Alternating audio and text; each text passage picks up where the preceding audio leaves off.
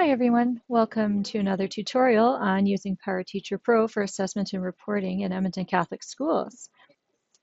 In today's video, we're going to learn how to find classes that we're teaching at a different or new school.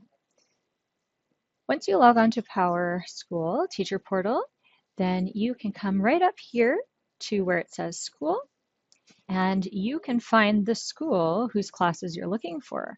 In our example today, I am a teacher who was teaching face-to-face at St. Nicholas, and now I'm teaching online at Rev Online.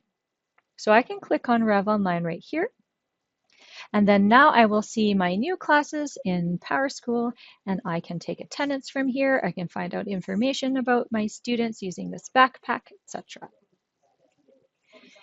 When I click on PowerTeacher Pro on this page, it'll just take me to my gradebook. And remember, this is where I can drop down this section selector right up here, and I can find all of my classes. In my example today, I am teaching 8E, and that's my new class for Rev Online. And if I go to students, it shows me all the new students who have been added to my class. If these students have followed me from another school, so in this case, St. Nicholas, I can go ahead and click on the year up here, and I can then go find my St. Nicholas schools. So I'll scroll down, click on St. Nicholas, find my original math class, and I can see that those names aren't showing up here anymore.